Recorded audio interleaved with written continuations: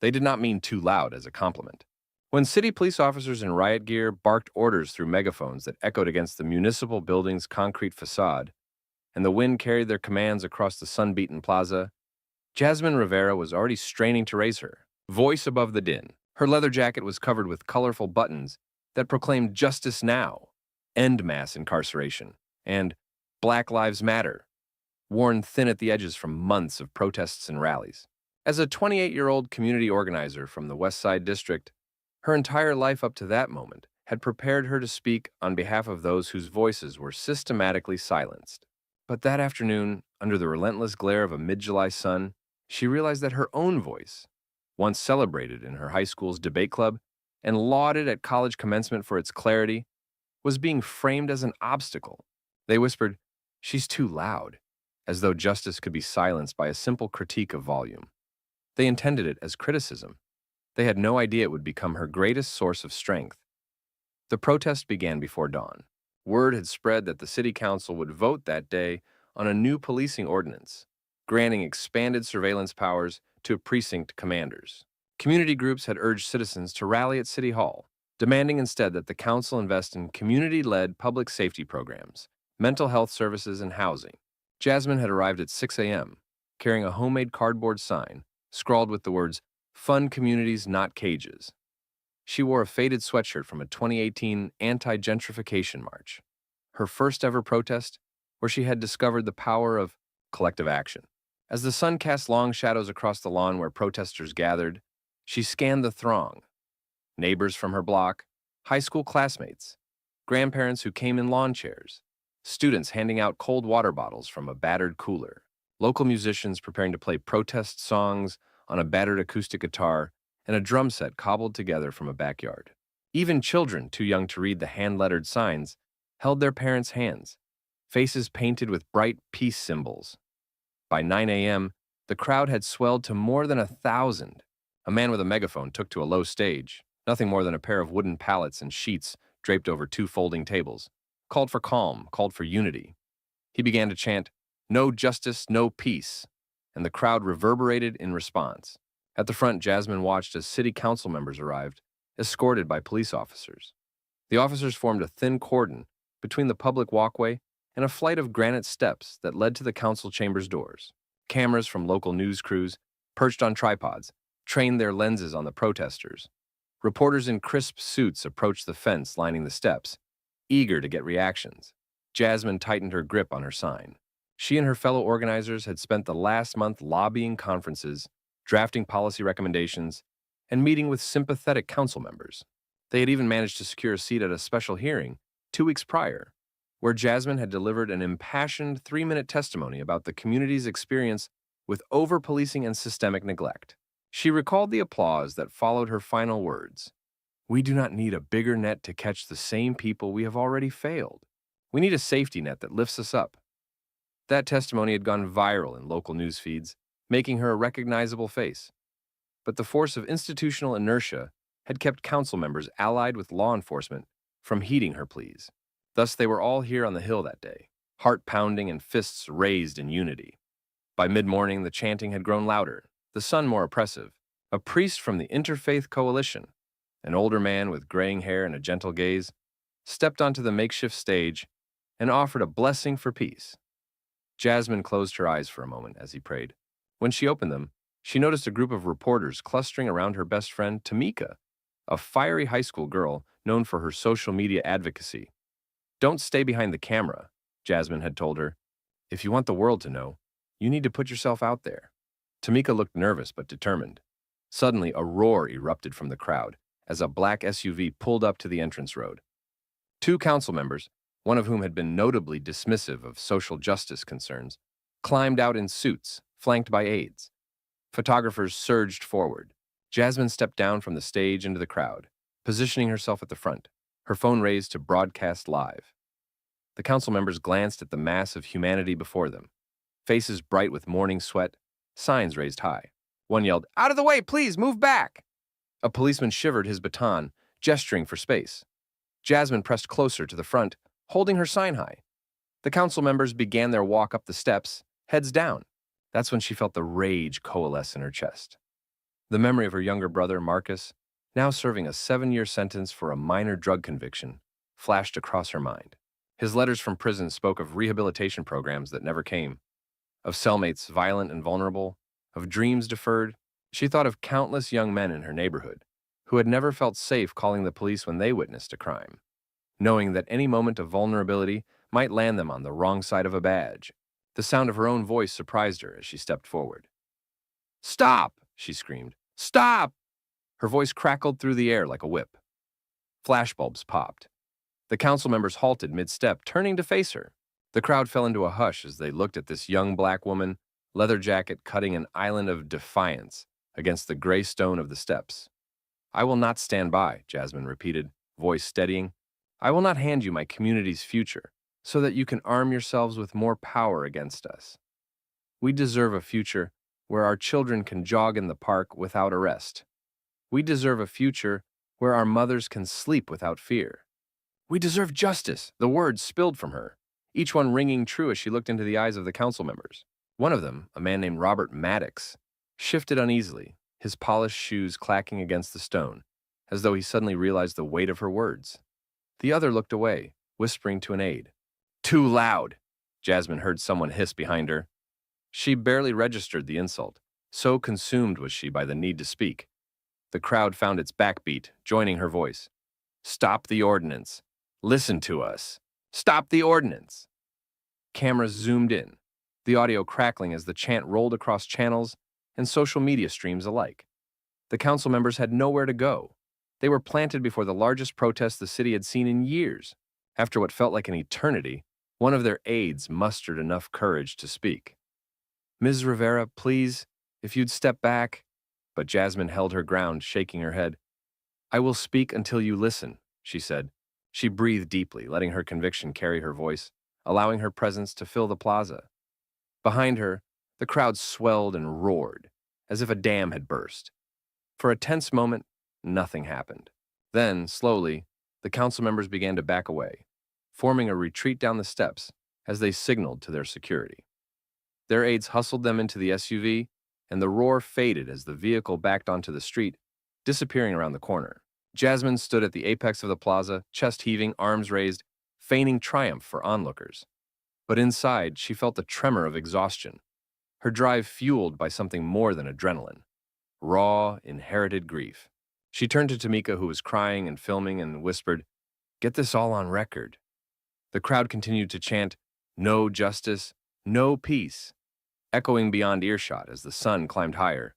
That afternoon, the news reports were dominated by footage of a woman so determined she refused to yield. Journalists characterized her brashness as a public spectacle, and pundits debated her tactics.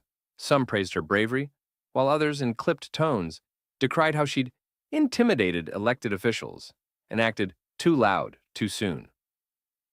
Social media. Accounts buried her posts with comments, some hateful enough to make Tamika and Jasmine cringe, calling her that shrill activist and just another angry black girl. Even well-meaning observers urged her to tone it down if she truly wanted to be taken seriously. She bristled at every critique. That night, she sat alone on the rooftop of her building, gazing at the city lights below, ribbons of cars weaving through streets, the distant hum of highway traffic, the neon glow of a fast food sign flickering on Fifth Avenue. She clutched her cell phone, scrolling through notifications, messages of support, calls for interviews, Twitter threads analyzing her words. But beneath it all lay the sting of marginalization, a reminder that the system was built to drown out voices like hers. She closed her eyes, recalling the conviction coursing through her as she'd spoken on the steps. She recognized that speaking too loudly had cost her comfort, but also elevated her presence. She spent the next morning nursing cold coffee and counting hashtags, reading statements from community organizations declaring support and denouncing the policing ordinance in her name. Under pressure, the council quietly postponed the vote indefinitely, citing the need for further community input.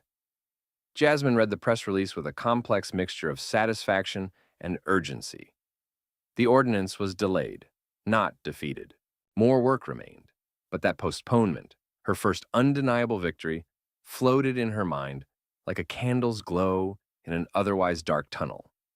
Over the following weeks, Jasmine threw herself into action, She organized listening sessions throughout city neighborhoods, where she greeted residents at church halls, community centers, and even in front yards, passing around clipboards and pens. She asked, "What are your safety concerns?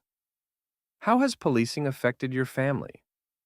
Through these sessions, she gathered a mountain of testimonies, forging alliances with local clergy, union leaders, small business owners, and parents. At one meeting in the predominantly immigrant North End, an elderly Salvadoran man, his hands trembling, recounted how his teenage grandson had been snagged by police while walking home from soccer practice, handcuffed and questioned without explanation. A pastor in a corner nodded solemnly, tears in his eyes. Another woman, a public school teacher, spoke of her students who came to class exhausted, having slept in doubled-up rooms because rent had surged under revitalization efforts. As each voice added to the patchwork of injustices, Jasmine realized that her work had to be legislative, systemic. The council needed more than protest chants to ignite change. They needed a concrete proposal for a new civil rights law, one that would address the intertwined issues of policing, housing, and public participation. She began spending nights drafting language for a Community Safety and Rights Act, envisioning a law that would enshrine community oversight of police departments, mandate de-escalation training, ban no-knock searches, and provide for affordable housing incentives that would keep families from being displaced. Every sentence referenced the testimonies she had collected, noting specific instances. Section 104, prohibiting discriminatory stops based on profiling or language barriers. Any person stopped or detained shall have immediate access to legal counsel and the right to know the reason for their detainment. She typed until 3 a.m., stopped only to refill her coffee mug and rub her aching wrists. On her bedroom bulletin board hung an old family photo. Her parents on their wedding day, both shyly smiling, her father's hand on her mother's waist. In the margins of her notebook, she scrawled reminders: include translators for community hearings, address mental health funding, ensemble clause for youth diversion programs. Sometimes she wondered whether she would ever sleep again. By late September, almost 2 months after the protest, her draft had grown to 74 pages. She realized the law would need not just her voice, but legal expertise and political backing. She reached out to the local chapter of the ACLU, asking for pro bono assistance to refine her bill's legal terminology. She tapped a friend from law school, a human rights attorney named Marcus Daniels, to review it for constitutional concerns. Together, they reworked sections, ensuring that each clause mirrored both local constitutional standards and federal guidelines on equal protection. They added a clause about data transparency. Police departments would be required to publish monthly reports on stops, searches, and use of force incidents, broken down by race, gender, and zip code. It was crucial, they said, to have data available so researchers, journalists, and citizens could hold institutions accountable. The night they finished the final draft, Jasmine felt a hollow pull in her chest. She stared at the pages, dense, legalistic, but vibrant with the voices of those who had shared their stories. She knew that introducing a bill was only the first step. She and her allies would need to find a council member willing to sponsor it, shepherd it through committee hearings, and resist staunch opposition from law enforcement unions and corporate real estate interests. She pinched the bridge of her nose, weary but resolute. "This is for us," she murmured. "This is for all of us." That weekend, she attended a community barbecue in the South Side neighborhood, where volunteers grilled hot dogs and veggie burgers under a canopy of string lights. Band members from the local jazz ensemble played old protest anthems, and children chased glow sticks through the grass. Neighborhood elders handed out worry beads while recounting earlier civil rights struggles in the city's history. One woman in her 70s wore a vintage "I Am a Man" t-shirt from the sanitation workers' strike of 1968. She took Jasmine's hand and said, "Honey, don't you dare think they can stop you. We've fought for this for decades." Jasmine squeezed her hand back, tears in her eyes. She realized she was part of a long line of activists, each of them using whatever tools they had: megaphones, printed pamphlets, collated data, pen, and paper. This barbecue was a reminder that while the struggle could be exhausting, it was never solitary. On October 10th, in the chamber of City Hall, Jasmine stood alongside the council member who had agreed to sponsor her bill, Jonathan Lee, a second-term Democrat whose district included Apex Park and the waterfront. Lee was a soft-spoken man with silver streaks at his temples, known for his moderate positions and willingness to collaborate. As they sat in the committee room, an elongated space with polished wooden desks, a dais at one end, and rows of chairs for the public, Jasmine took a seat at the table with Lee and two ACLU attorneys. The room was crowded. Community members squeezed onto the benches behind, and local media had claimed all standing room. Ahead of them sat the Committee on Public Safety, chaired by a council member named Rebecca Hardin, a hawkish figure allied with the police union. Hardin peered at Jasmine with a mixture of skepticism and curiosity. Lee rose to present. Ladies and gentlemen of the committee, thank you for convening today. I am privileged to introduce the Community Safety and Rights Act, authored by Ms. Jasmine Rivera, a tireless community activist who has devoted herself to gathering input from everyday residents across our neighborhoods. This act proposes comprehensive reforms to ensure both public safety and civil liberties. For 30 minutes, Lee outlined the bill's main points: oversight boards with civilian representation, automatic body camera activation for police vehicles, mandatory de-escalation training, expanded funding for affordable housing and mental health, and transparent data reporting. He spoke calmly, citing figures from peer-reviewed studies on policing outcomes in states with comparable laws. Each clause had a name. Marcus's amendment addressed wrongful arrest compensation, named after Jasmine's brother. Maria's Grace provided support for survivors of police brutality, named after a local nonprofit founder. Olivia's Key referred to a program for at-risk youth. The bill was ambitious, woven from community stories into a structured legislative framework. When Lee finished, Hardin rose from her seat. Mr. Lee, this is unprecedented in scope. Are we not stretching our city resources? Her tone was clipped. Given budget constraints, can we realistically train every officer in de-escalation, expand housing subsidies, and monitor data so frequently? It seems idealistic at best, fiscally irresponsible at worst. Lee nodded solemnly. I understand your concerns. That is why the bill includes incremental funding phases over 3 years, with measurable targets for each department. We will audit the costs and outcomes at each step. The initial funding request is $1 million, less than the overtime currently paid for responses to protests, like the ones 2 months ago. The murmurs of agreement rippled through the crowd. Some nodded, others scribbled notes. Hardin turned to Jasmine. Ms. Rivera, you've driven this, and I know you have the community's support. But do you know how many groups will hate this? The Police Benevolent Association will lobby heavily against these measures. You know they have deep pockets. Why put yourself through this? Jasmine cleared her throat. Her heart was pounding, not from fear, but from resolve. Councilmember Hardin, I've spoken with the families of children who have died waiting for an ambulance because their neighborhood's hospital closed under budget cuts. They deserve advocates. I've walked the streets of our west side, talked to teenage boys who live in fear that a walk home might mean arrest instead of safety. They deserve advocates. So no, I can't promise it will be easy, but I know it is necessary. She looked around the room, at the ACLU attorneys, at Lee, at community leaders, seated in the rows behind her. I wrote this law because I believe our city can be safer and more just. These aren't pie-in-the-sky promises. They are practical steps informed by data, by lived experience. I asked families, I asked teachers, I asked business owners, my neighbors, to help shape every clause. We're prepared to show you how this can work. Her voice, despite the nerves, remained steady. A silence followed as the committee members exchanged glances. Hardin tapped her pen. Very well. Let's proceed to public testimony. She looked at Jasmine. You may stay at the table. For the next 2 hours, a parade of community witnesses testified. A retired police captain, a man of mixed heritage, spoke in measured tones about modernization efforts. I've seen departments transform, and this bill could push us forward. A mother of 3 recounted her daughter's near-fatal asthma attack because the nearest clinic was in a different zip code. A local pastor reminded everyone of the country's civil rights legacy, quoting Dr. King, "Injustice anywhere is a threat to justice everywhere." Each contribution built toward a crescendo of communal demand for change. When the sun dipped low and the meeting adjourned, Lee approached Jasmine with a weary smile. They're sending it to the full council for a vote this Thursday. We have a shot. Jasmine exhaled, adrenaline still coursing through her. Outside, protesters lined the sidewalk chanting, "Pass the bill! Pass the bill!" Students from local universities held homemade signs.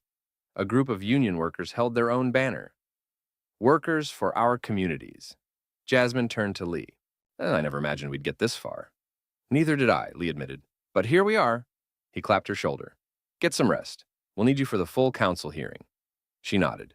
"Tonight, I'll sleep like a rock." Over the next 3 days, Jasmine worked feverishly to prepare for the final hearing. She met with Lee, the ACLU attorneys, and local civil rights lawyers to address amendments that council members would propose. One sought to remove the clause on community oversight, another to delay data reporting until 2025. She drafted rebuttals, lined up supporters from unions and faith groups to attend the session, and wrote an op-ed for the local newspaper urging passage. Social media buzzed, "CSRA against racism, Mustache Rivera for justice." Young activists plastered flyers on lampposts, touting, "Thursday, the day we change history." On the morning of the vote, they gathered again in the council chamber, an expansive semicircle of polished wood desks and leather chairs, state flags, framing the dais. Jasmine arrived at 8 a.m., finding Lee already conferring with a local mayor who had flown in to show support. To her right sat the chapter president of the police union, a burly man in uniform, flipping through a packet of counter-arguments. On a bench behind them, community leaders, pastors, union reps, teachers took their seats. The chamber filled quickly, reporters, activists, curious citizens. The chamber clerk rapped the gavel at 9 a.m., calling the meeting to order. Lee stood first, summarizing the bill's key provisions. He presented a slide summarizing public safety metrics in cities with similar ordinances and a chart showing projected long-term savings from reduced incarceration and improved community trust. Then one by one, council members stood to speak. Some praised the bill's vision, others attacked its cost. One called it a fiscal pipe dream, while another, younger member, dangled her concern about political consequences. "I want to support justice, but what message does this send to law? Enforcement if we tie their hands too tightly?" Tensions ratcheted as a river of opinions spilled through the chamber. When it was Jasmine's turn, she stood with a quiet composure that stunned the room into rapt silence. "Council members, I stand before you not merely as the author of this legislation, but as a daughter, a niece, a sister, and a neighbor whose life has been shaped by policies made in rooms like this. Last year, I was told that my voice was too loud, that I could not ask for justice with such passion. But that moment, standing on the steps of City Hall, was not my beginning. It was the affirmation of a journey that began when my father was pulled over at age 16 and thrown out of a moving car. A story that shaped my adolescence, taught me fear. It began when my brother, Marcus, faced a 7-year sentence for a nonviolent offense, a sentence that tore at my family's soul. I understand that you may see this bill as disruptive to the status quo, but this is our moment of truth. We have the opportunity to choose a future where we hold one another accountable, where we invest in mental health counselors instead of jails, where we train officers to de-escalate instead of default to force, where we seek solutions with data and humanity. This bill is not a concession. It is a recognition that in a democracy, power must be shared, oversight must be transparent, and every person, no matter their zip code, deserves the right to live without fear. Her voice wavered near the end, tears brimming, but she pressed on, steadying herself. Behind her, the audience waved hand-lettered signs. Justice delayed is justice denied. Protect our rights. Accountability now. When she concluded, the chamber erupted into applause. A few council members hurriedly straightened their ties, a flush of recognition dawning across their faces. It had become more than a policy debate. It was a moral imperative. The clerk called the roll vote. Chair. Hardin watched Jasmine staunchly, arms crossed. When the tally came in, 8 in favor, 4 against, and 1 abstention, she exhaled as though the weight of centuries had lifted. The Community Safety and Rights Act passed into law. Cheers cascaded through the chamber. Lee stepped forward to embrace Jasmine. Journalists crowded to record the moment, snapping photos as Jasmine blinked back tears. The police union president, who had vowed to fight the bill, nodded at her with reluctant respect. Outside, the protesters chanting, "Pass the bill," erupted in jubilant celebration. Fire trucks sounded horns in the distance to commemorate the victory. Jasmine spent the weekend in a whirlwind of celebrations. Council members' congratulations, community barbecues, interviews with national news channels. But amid the festivities, she remained grounded. She knew passing the law was only the beginning. Implementation would require vigilance. She turned her attention to the city's oversight board. She had been appointed as its inaugural chair. Within a month, she began holding public hearings, ensuring that every police precinct appointed 2 community representatives who would review misconduct complaints, examine dashcam footage, and make policy recommendations. She worked with public health leaders to redirect a portion of the police budget to mental health crisis teams, establishing a pilot program in the North End. When police departments across the city reported quarterly, she made sure the data was publicly accessible, with an interactive online dashboard showing trends in stops, searches, and uses of force. She held press conferences when discrepancies arose, demanding answers, refusing to let the law become another dusty statute. Within a year, measurable changes emerged. Stops of Black and brown residents fell by 18% compared to the previous year. Civilian complaints, once buried in internal files, now garnered public scrutiny, leading to several officers being retrained or reassigned. Julianne Lower, a mother of 2 whose neighbor had once been arrested for jaywalking, told reporters, "I used to avoid the police. Now I stand next to them at community-led walking patrols to monitor each other's safety." At local schools, students learned about the new law and civics classes, discussing how grassroots activism can drive legal change. In the newsroom of the city's largest paper, an editorial staff ran a series titled 1 Year of the CSRA, documenting success stories and learning moments. Schools that had formed partnerships with local nonprofits for after-school programs, hospitals that had allocated funds for free mental health screenings, small businesses that had applied for grants to help employees struggling during the pandemic. The narrative had shifted from footnotes about a fiery protest to a genuine transformation in how the city approached justice. On the anniversary of the law's passage, Jasmine was invited to deliver remarks at a ceremony in the rotunda of City Hall. She wore a tailored emerald green suit, a subtle tribute to her Indian heritage, green for growth, renewal, and resilience. The rotunda's columns rose high, and sunlight streamed through stained glass windows, depicting scenes from the city's history. She stepped to the podium, scanning the assembled crowd. City council members, police commissioners, community leaders, journalists, and families who had fought alongside her. She took a deep breath. 1 year ago today, she began, I stood on these very grounds, a protester among many, fighting for a vision of justice that seemed impossible. I was called too loud, too different, and frankly, not welcome. But today, I stand here as the author of a law that has begun to reshape our city, not in words alone, but in action. We still have miles to go. Implementation will require our continued vigilance. But as I look around, I see people who believed, who showed up day after day, who refused to be silenced. This law is for you. It is a testament that when we amplify the voices of those deemed too different, when we insist that no one is too loud to be heard, we can create a future where justice is not a distant ideal, but a lived reality. Tears glittered on her cheeks, and the audience rose in applause. As they clapped, students from her neighborhood blew bubbles down the aisle, each reflective orb a symbol of fragile hope. Later that evening, she walked through the building's marble halls, alone for a moment before the reception.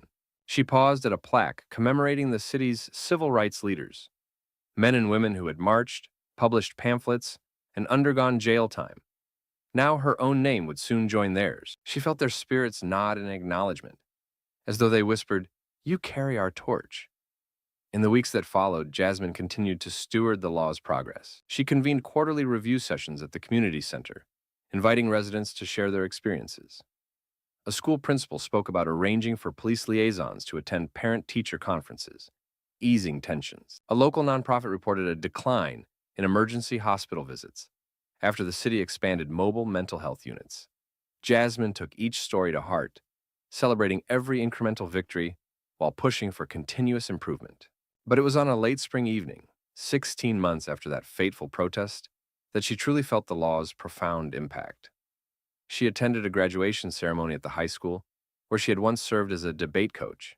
Among the valedictorians stood Marcus's daughter, Jasmine's niece, wearing a medallion that read, Class of 2023 Valedictorian Future Community Leader.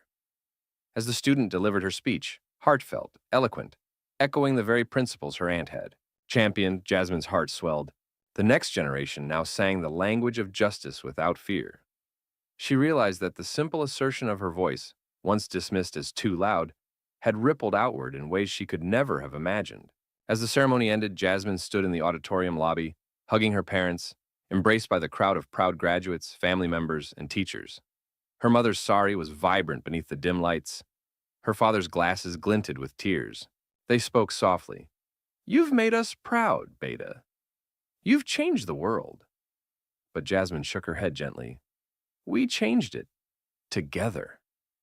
Standing there, she felt the weight of history and the promise of tomorrow. She recalled the council member's words, "Speaking loudly won't get you far." Now she knew that loudness was needed to break the silence. Difference was needed to reshape systems. And justice was not a whisper, but a roar. She had authored a new civil rights law, but in truth, she had authored a new narrative for her city. One where the voices once told to be quiet were now guiding the path forward. In the following years, the Community Safety and Rights Act inspired similar legislation in neighboring cities. Jasmine was invited to speak at national conferences, academies, and summits, yet she never forgot that July afternoon when a single voice, her voice, had gathered thousands.